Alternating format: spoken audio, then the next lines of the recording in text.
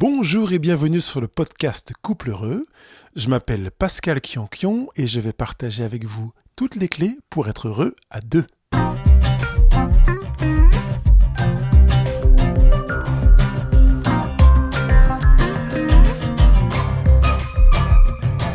Aujourd'hui, nous nous poserons une question très pratique. Quelle place a la pornographie ? Bonjour, ravi de vous retrouver pour cette émission. Sur la pornographie, c'est pas la première fois que j'en parle, dirais-je, mais c'est la première fois que je choisis de l'approfondir. Je voudrais peut-être déjà, quelque part, camper le décor en disant que je ne peux pas parler de la pornographie seulement en m'arrêtant sur le 21e siècle, mais je suis obligé de le regarder sur un angle beaucoup plus large. Et d'abord, et peut-être donc avant tout, un élément artistique. J'ai pas envie de vous saouler non plus avec des éléments historiques, etc. Mais la pornographie n'est pas née au XXe siècle, ni au XIXe. Donc déjà à l'époque médiévale, chez les Romains, à l'époque antique, on avait tous ces éléments, même en Égypte ou autre, où il y avait des velléités artistiques pornographiques, parce que pornographie vient, même si c'est un terme qui a une origine grecque, ça existait bien avant les Grecs, ça vient de porneia en grec, et graphos qui veut dire donc une relation sexuelle. Et dans le grec, ça sous-entend qu'elle est illicite, mais une relation sexuelle donc illicite, qui est matérialisée, qui est visualisée. Donc elle veut dire qu'elle est picturalisée, donc sous forme de dessin, de peinture, puis ensuite de photos, puis ensuite de films. Et vous voyez que finalement, on est obligé de faire appel à la culture, parce qu'aujourd'hui, quand on parle de pornographie, on a tendance à penser au film, par exemple. Mais quand le cinéma n'existait pas, la pornographie existait déjà. C'est la raison pour laquelle je dis qu'on est quand même à cheval sur cette approche culturelle, artistique, puisqu'on est dans du pictural, dans du dessin. Je ne dirais pas les bas-reliefs, j'ai pas d'éléments datés où je pourrais vous dire le plus ancien objet artistique relatant la pornographie est un tel, voilà. Ce que je peux vous dire par contre, c'est qu'en 2005 est sorti le dictionnaire de la pornographie, qui semble être une première en France, aux presses universitaires de France, PUF. Donc c'est pas une petite édition cachée dans un coin, et avec notamment de grands auteurs, avec une préface de Jean-Claude Carrière, un avant-propos de Philippe Di Folco. Apparemment, ça a été travaillé sous la direction de Philippe Di Folco d'ailleurs. On est dans la discipline de la sociologie et des sciences de l'éducation. C'est la raison pour laquelle je vous dis que je voulais déjà cadrer cette notion de pornographie, non pas comme du cinéma pornographique ou un truc à mettre dans un coin. Et je sais que dès qu'on utilise le mot pornographique, aujourd'hui, c'est quelque chose qui est à mettre dans un coin, qui est caché, qui est X. Vous comprenez, le X, la croix pour rayer.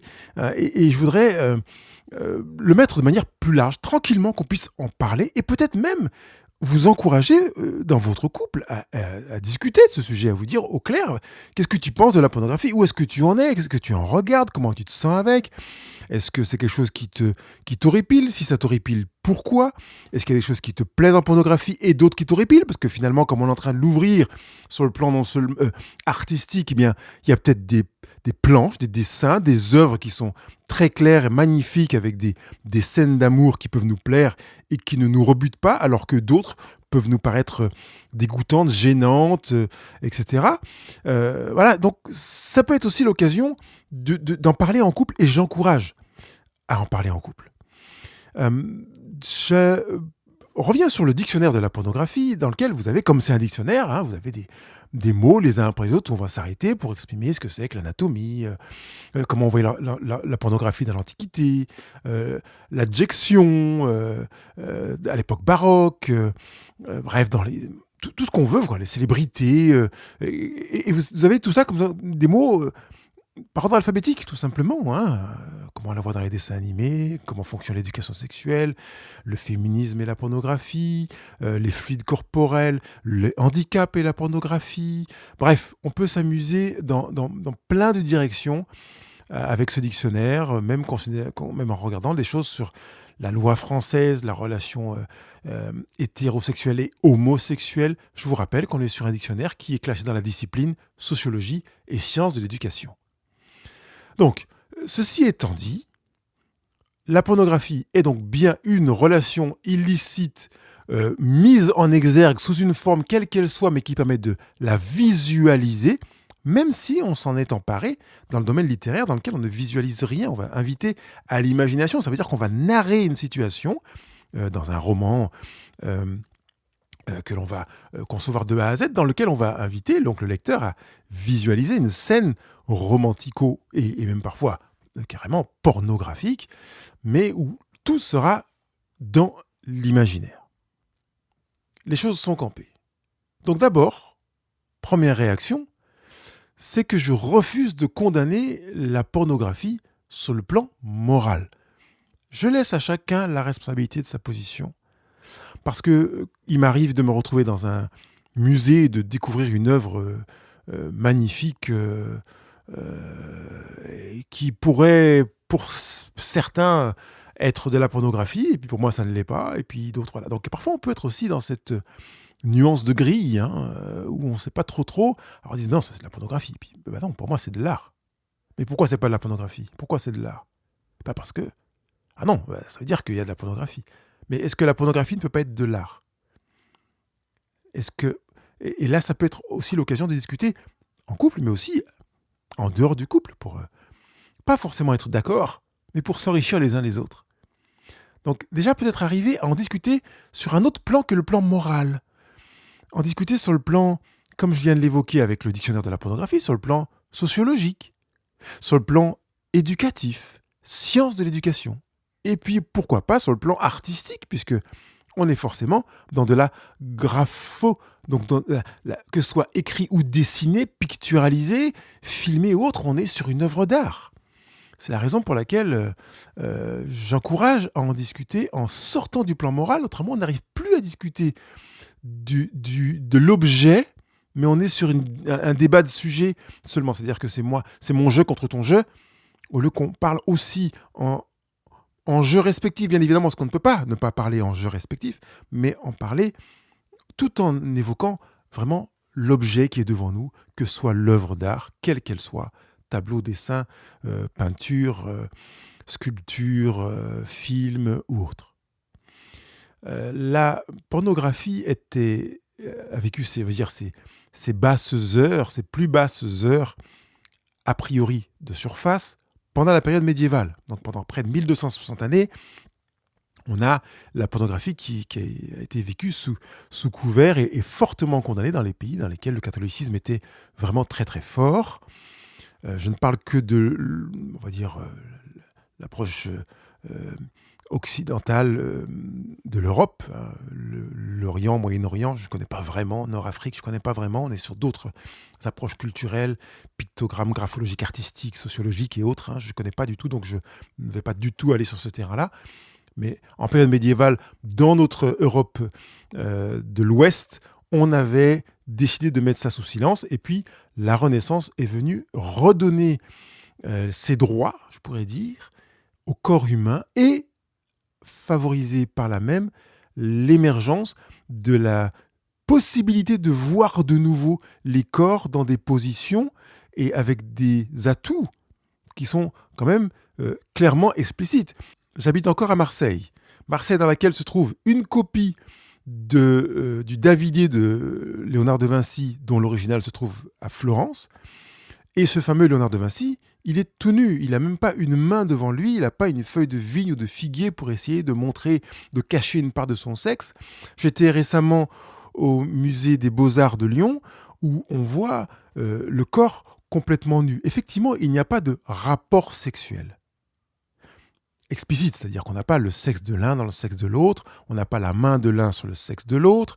Cela dit, il reste exposé au grand public des œuvres sur lesquelles on voit le sexe de l'un et de l'autre, et on voit la promiscuité, même le toucher entre l'un et l'autre sexe, parce qu'à l'époque, on ne montrait pas l'homosexualité, bien sûr, on n'était que dans des approches hétérosexuelles, même si parfois, on a des femmes partiellement ou complètement dénudées qui se touchent l'une l'autre, mais on sous-entend absolument pas qu'elles aient du plaisir à son contact. Elles sont là au contact les unes des autres parce qu'elles sont peut-être en train de représenter un harem ou chose comme ça. Donc on est dans cette ambiance-là. Et ce dictionnaire qui fait quand même 581 pages en fait mention. Donc je vous invite à aller regarder cela. Juste une précision, c'est que le journal Le Monde, le jour où ce dictionnaire est sorti, a publié un article assez quand même intéressant pour le mettre en avant et pour dire que la question de la pornographie méritait qu'on s'y arrête parce que au-delà de certaines réticences qui sont généralement morales, au-delà de la marchandisation du sexe, il y a une réelle place à donner à la réalité de la représentation du sexe dans l'art, quel que soit l'art, à partir du moment où il y a des lecteurs. Je pourrais même d'ailleurs, peut-être avec un petit peu d'ironie, dire que la pornographie se serait éteinte toute seule s'il n'y avait pas de lecteurs d'art. Vous comprenez que finalement, notre civilisation ou nos civilisations, je reste sur l'Europe européenne, ont participé à l'émergence et je dirais même à la progression de la pornographie parce qu'il y a des lecteurs de ces arts-là. La pornographie a ce paradoxe de rassembler mais aussi de diviser. Et Stephen Marcus disait que la pornographie caractérise un point de vue et non une chose. Il est donc bien question d'un point de vue, d'un regard que l'on pose. C'est la raison pour laquelle je ne voudrais pas cristalliser en disant « oui, je suis contre ». Non, je suis... C'est complètement égal. D'ailleurs, ce qui compte, c'est que vous ayez votre propre opinion là-dessus et ne pas partir en tirant à boulet rouge, mais construire votre opinion à partir de vous et non pas forcément à partir du bagage acquis dans votre éducation, non plus à partir du poids de la société ou du regard des autres, etc. Positionnez-vous vous-même. Ça veut dire s'interroger sur ce que c'est et peut-être feuilleter quelques pages de ce dictionnaire, peut-être aller regarder certains articles, ouvrages sur le sujet de manière à avoir son avis. C'est la première chose que je voulais évoquer au tout début de cette émission. Ensuite, je voudrais insister sur l'importance de comprendre l'art de la pornographie et l'industrie de la pornographie, qui sont deux missions complètement incompatibles. Quelque part, c'est quand même, dans ces derniers siècles de notre histoire de la planète, que les artistes vivent le mieux. C'est-à-dire que être artiste, peintre, dessinateur au XIVe siècle rapportait beaucoup moins qu'être artiste peintre ou dessinateur au XXIe siècle. D'accord ? Donc il y a bien des artistes qui sont aujourd'hui des artistes de renom, exposés dans des musées comme le musée d'Orsay, par exemple, pour ne prendre que celui-ci que j'aime beaucoup à Paris, qui ont vécu dans la misère et sont morts dans la pauvreté et ignorés. Léonard de Vinci était reconnu comme un génie de son temps, c'est vrai. Mais il est encore plus adulé mondialement aujourd'hui qu'il ne l'était de son temps. Donc, l'art a également tellement pris de l'ampleur dans notre société pour des raisons que je n'évoquerai pas ici et dont je ne connais que peut-être une once de la réalité, qui fait que forcément, la place qui était allouée à la pornographie a pris une ampleur proportionnelle, ne serait-ce que sans la faire progresser dans la part d'ampleur qu'elle a prise sur l'art, en lui gardant une ampleur identique à celle qu'il y avait il y a 1200 ou 1500 ans, eh bien forcément, elle a beaucoup plus de lecteurs, d'auditeurs, de spectateurs et d'adeptes qu'elle ne l'avait à cette époque-là. Après, on peut dire, oui, en plus, la population mondiale ayant augmenté, forcément, la fourchette, oui. Donc, tous les chiffres ne peuvent que aller dans la direction de dire c'est normal que la pornographie ait davantage d'adeptes, de lecteurs, d'auditeurs, etc. Parce que l'art a davantage d'adeptes, d'auditeurs, etc. Comme les activités ludiques. Et l'art fait aussi partie de l'aspect ludique de notre société. Donc, forcément, c'est important à considérer. Donc, d'abord, si on considère la pornographie comme étant un art, puisqu'il est une question de graphisme, de dessin, de représentation, eh bien, c'est déjà une chose à savoir. Il y a des gens qui en vivent, indépendamment de la notion industrielle. Des gens vivent de cet art, que ce soit de la bande dessinée, que ce soit de la peinture, de la sculpture, quel que soit le niveau. Des gens en vivent pour un désir d'art, parce que c'est une chose qu'ils aiment, qu'ils trouvent beau, qu'ils veulent promouvoir, mettre en avant. Et là encore, comme j'ai dit tout à l'heure, je vous encourage à le regarder sur un autre plan que le plan moral. Dire voilà, c'est comme quelqu'un qui aime peindre les fleurs, c'est sa passion, il aime peindre, qu'il aime peindre un corps ou des corps qui s'entremêlent ou des fleurs et des natures mortes, c'est un art. Ensuite, il y a l'industrie. Et l'industrie de la pornographie a pour objectif une autre mission que celle de l'art. L'art, en général, a une mission individuelle ou petite collective, familiale ou une petite société. Quand on est au niveau industriel, l'objectif, c'est de toucher le plus grand monde, le plus grand nombre, et de faire du fric. C'est la raison pour laquelle je disais que c'est pas tout à fait compatible, parce que parfois, l'artiste va dire non, non, si c'est pour bazarder mon œuvre et la mettre entre les mains de beaucoup de personnes qui ne seront pas capables de comprendre ce que j'ai voulu, etc., c'est non. Voilà. Dans l'industrie, on s'en moque. On dit tant que les gens ont acheté, même s'ils n'ont pas compris, même s'ils n'utilisent pas, on s'en moque complètement. Ce qu'on veut, c'est qu'ils aient fait l'acte d'achat. Et peut-être éventuellement qu'ils soient porteurs de la marque et de la pub après, mais bon, c'est pas grave. On va voir comment on peut s'en débrouiller.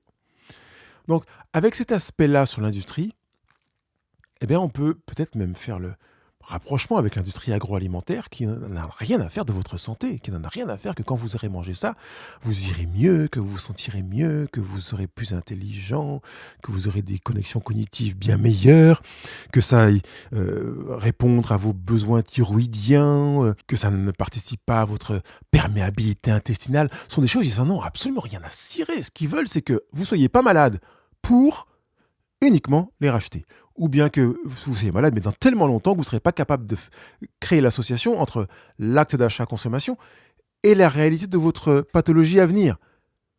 Dans l'industrie pornographique, on est dans la même dynamique. Mieux encore, pour reprendre le parallèle avec l'industrie alimentaire, on va chercher à faire en sorte que vous soyez un accro quand même. Parce que si vous l'achetez une fois, c'est bien. Mais si à chaque fois que vous achetez une pizza, vous achetez la même marque, parce qu'elle vous a procuré ceci ou cela, et qu'en plus vous avez tel avantage, eh bien on sera encore plus content, la société, quand on aura même sans les actionnaires, on n'a pas besoin d'être coté en bourse, mais quand on a les associés qui se réunissent à la fin de l'année et qu'on commence à calculer les répartitions de dividendes, on préfère que les gens aient fait un acte récurrent. Donc on va aller chercher à créer le besoin. Et dans l'industrie de la pornographie, on va être dans la même dynamique. J'ai beaucoup aimé un article que je voudrais mentionner quand même. Je l'ai noté ici. Voilà, non, c'est pas là, c'est là. Voilà, c'est e-santé, i-santé.fr. Je vous mettrai le lien dans la retranscription de cette émission, qui a décidé de faire un vrai ou faux sur l'effet de la pornographie sur la sexualité. Parce que c'est quand même là, pour ma part, toujours sans aucun jugement moral, parce que ça m'intéresse pas du tout, que je voudrais m'arrêter, parce que moi, c'est plutôt des personnes qui me disent finalement, ma sexualité est partie en cacahuète. Et je me demande s'il n'y a pas un lien avec la pornographie. Ou des personnes qui me disent je suis tellement accro à la porno que maintenant, quand je suis dans mon rapport sexuel avec mon conjoint, j'ai un gros problème. Alors, ils ont décidé de faire un vrai ou faux. Je vais le survoler très rapidement. Et comme je vous ai dit, je vous mets le lien pour que vous puissiez aller le lire. Et je remercie le docteur Catherine Solano, j'ai failli massacrer son nom, qui a choisi de faire ce vrai ou faux. Alors, premier point, alors je vais me permettre de critiquer, je remercie le docteur Solano, mais en même temps j'ai un avis. Premier, vrai ou faux, la pornographie apprend au moins l'anatomie. Non, oui, faux. Les actrices sont choisies pour la taille de leur pénis. Et je dis merci au docteur Solano, parce que je sais que beaucoup de personnes qui voudraient faire la pornographie ne pourraient pas, c'est pas possible. Et c'est pareil on est sur les acteurs là, donc on sent qu'on sous-entend la cinématographie. Mais c'est pareil à l'époque picturale, c'est-à-dire qu'on n'allait pas dessiner des personnes qui étaient moches, on prenait des modèles qui correspondaient à ce que l'on voulait promouvoir dans la société. Même à la période de la Renaissance, même à la période médiévale ou antique.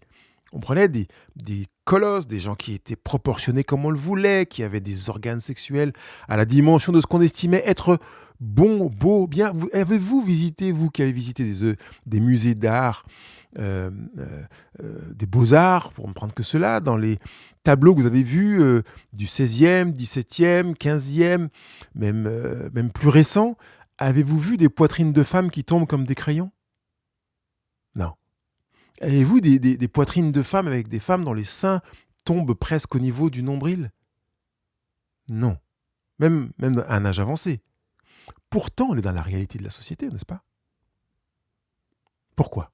Parce qu'on a choisi de faire en sorte que ce qui est représenté corresponde à ce que l'on voudrait voir. Parce que c'est aussi la réalité de l'art. Même quand on est dans l'industrie, parce qu'on se rend compte qu'on va faire joli pour que les gens achètent. C'est le cas de votre smartphone. Si vous le trouviez moche, vous ne l'auriez pas acheté. Donc on va faire joli pour que les gens achètent. Et le propre de l'art est de faire qu'on va mettre en forme quelque chose qui correspond à un désir et parfois même aller chercher à corriger le désir naturel pour faire en sorte que la personne ait un désir corrigé de manière à lui vendre l'objet qu'on voudrait lui vendre ou le service qu'on voudrait lui vendre. Donc là, c'est clair que, merci Dr Solano, parce que le premier point, c'est que c'est faux. La pornographie n'apprend rien sur l'anatomie. En pornographie, les femmes sont choisies, sélectionnées par rapport à leurs atouts, et les hommes sont choisis, sélectionnés par rapport à ces mêmes critères. Donc ceux qui regardent du X deviennent plus indulgents vis-à-vis de leur partenaire, et bien là aussi c'est faux, parce que c'est une voie de conséquence. Donc merci encore Dr Solano, parce que oui, on se dit que finalement on est devant un idéal. Moi quand je vois le Davidé dont je parlais à Marseille, il a une structure abdominale avec des carrés de chocolat, des pectoraux assez balèzes, les triceps bien développés ainsi que les biceps. Quand je vois les muscles de ses cuisses et de ses mollets, oui, je suis ravi que ma femme ne bave pas en le voyant pour ne pas vivre la déception rentrer à la maison, quoi. Même si je ne suis pas un cajot, mais vous comprenez qu'il a des atouts que je n'ai pas, tout simplement. Mais c'est normal, on est sur une œuvre d'art. L'objet de l'art est d'attirer sur, on l'a déjà dit, je ne vais pas me répéter. Donc, je continue à trier parmi les points que présente le docteur Solano sur le vrai-faux. Les consommateurs de pornographie sont généralement plus ou moins satisfaits, etc. Vrai ou faux, je vous laisserai découvrir la réponse. Le X peut rendre dépendant. Vrai. Elle répond vrai. 6 à 9% des personnes qui consomment du X deviennent dépendantes. Elles n'arrivent pas à limiter leur consommation et vivent une escalade de la dépendance. Je trouve ça intéressant, mais je me suis dit que ce serait intéressant pour vous d'avoir une échelle de valeur. On est sur 6 à 9%, ça fait une moyenne de 7,5% de dépendance au porno. Je vous donne le chiffre pour la dépendance à l'alcool. En France, 8,95%. On est à 1 point d'écart. C'est intéressant de voir que pour l'alcool, on a décidé au niveau européen de mettre un petit slogan en disant à consommer avec modération, gna gna gna gna gna gna gna, mais pas pour la pornographie. Parce que pour la pornographie, comme c'est quelque chose qu'on a voulu cacher et qui fonctionne très très bien, je ne sais plus les chiffres de la pornographie au niveau de l'industrie, mais vous tapez sur Internet, vous les trouverez, je l'avais déjà mentionné dans une émission précédente. C'est pas la peine d'aller mettre dans les films pornographie, attention, l'abus de films de pornographie est mauvais pour la santé, les prouesses techniques que vous verrez sur les écrans ou dans le livre que vous êtes en train de regarder ne correspondent pas à la réalité, c'est purement fiction. Ils mettent ça sur les boîtes de céréales ou les paquets de plats cuisinés en disant photos non contractuelles, voilà. Et ils pourraient mettre ça aussi sur les... Non, mais non, parce qu'en fait, on sait que c'est de l'art. C'est la raison pour laquelle il n'est pas nécessaire de le dire, alors que l'alcool n'a rien d'artistique. En fait, on part du principe que le lecteur de l'art, même si c'est de l'art industriel, de l'art à grande échelle, il sait que c'est de l'art. Par conséquent, il n'y a pas de raison de lui dire « attention, c'est dangereux pour la santé ». On ne va pas dire aux gens qui visitent les musées des beaux-arts « attention, la trop grande visualisation des œuvres picturales présentes dans ce musée peut provoquer une addiction, veuillez consommer avec modération et venir qu'une fois par mois ou qu'une fois tout par semestre ». On prend les gens pour des grands. Bon, pas toujours. Je suis d'accord. On nous oblige à certaines choses un peu bizarres d'ailleurs, parce que même quand on m'a dit que la consommation d'alcool était dangereuse pour la santé et que maintenant le fumer tue, je dis c'est bien qu'il l'ait mis parce que je pense qu'il y a des gens qui ne savaient pas. Pointe d'ironie. Elle continue, Dr Solano, avec la pornographie stimule le désir sexuel, vrai, faux, je vous laisserai lire. Le X chez les jeunes, c'est normal, il faut bien s'informer, vrai, faux. Et je vais quand même vous lire ce qu'elle met là, parce qu'elle dit non, c'est faux, la pornographie est toxique. Non seulement parce qu'elle donne une image fausse de la sexualité et des relations hommes-femmes, du désir et du plaisir féminin, mais aussi parce que, sur un esprit vierge qui n'a pas encore eu d'expérience sexuelle, les images pornographiques font effraction. C'est-à-dire que c'est une entrée de force. Quelque part, on défonce quelqu'un. C'est une sorte de viol de la projection de ce que l'enfant qui est encore novice peut commencer à prévoir en 2 termes, à voir en avance sur ce que peut être une relation sexuelle amoureuse, qu'elle soit hétéro ou homo. Et là, il est comme brutalisé. Et elle continue en disant, elles entrent en force dans l'imaginaire du sujet et vont contribuer à lui façonner des fantasmes basés sur la pornographie au lieu de lui laisser construire un imaginaire érotique, personnel, en fonction de ses propres expériences. En cela, c'est un poison. Alors, si vous écoutez cette émission, normalement, vous êtes à un certain âge, mais on ne sait pas. Si vous êtes à un jeune âge et que vous n'avez pas encore regardé de pornographie, retenez-vous. Retenez-vous au moins tant que vous n'avez pas eu vos propres expériences sexuelles, et je dirais même pas que sexuelles, amoureuses. Parce que je fais moins une distinction claire entre la sexualité et l'amour. On peut avoir des relations sexuelles sans être amoureux, comme on peut être amoureux sans avoir de relations sexuelles, mais que ça change considérablement les choses d'aimer la personne avec laquelle on a des relations sexuelles. Parce que ça donne un cadre complètement différent en termes de valeur, d'abandon, de jouissance, de projection, de don, de réception, d'amplification du reçu, du rendu, etc., etc. Si vous avez déjà, normalement, comme c'est le cas la plupart d'entre vous qui m'écoutez, eu des rapports sexuels, vous savez que si vous avez eu une habitude de regarder de la pornographie avant vos rapports, que ça a impacté votre manière de vivre votre relation sexuelle aujourd'hui. Et c'est la raison pour laquelle j'ai des hommes qui me disent « Pascal, j'ai des difficultés parce que je suis influencé par la pornographie. » Et généralement, ces hommes me parlent de cette influence comme étant néfaste en ce sens qu'ils... je dis ces hommes parce que peut-être les femmes le disent moins, mais les femmes regardent beaucoup plus de X que ça n'y paraît. Les femmes aiment autant regarder les films porno que les hommes. Et les études que l'on a menées sur ce sujet le montrent. Seulement, elles en parlent moins. Donc les hommes osent peut-être plus facilement dire aussi qu'ils sont accros au sexe et que c'est difficile pour eux, parce qu'ils se rendent compte que finalement, après avoir vécu une phase d'apogée où ils sont dans la recherche d'un fantasme, je peux vivre ça, puis ils changent de partenaire, parce que ça marche pas, puis ils vivent ça, puis après ils ont des partenaires, même s'ils sont mariés, ils multiplient les partenaires pour essayer de trouver la satisfaction qui consiste à reproduire ce qu'ils ont vécu dans le film, ce qu'ils ont vu dans le livre. Eh bien, il y a la phase de redescente, de déception. Et puis de distance, de dislocation d'avec eux-mêmes, où finalement ils sont déçus non pas de leur partenaire. Alors, en général, ça commence par « je suis déçu de mon partenaire parce qu'il n'est pas à la hauteur ». Puis quand on a fait 15 partenaires, ou 30, on se rend compte que finalement c'est étrange, parce que le seul point commun qu'il y a entre les 15 ou 30 partenaires, c'est soi-même.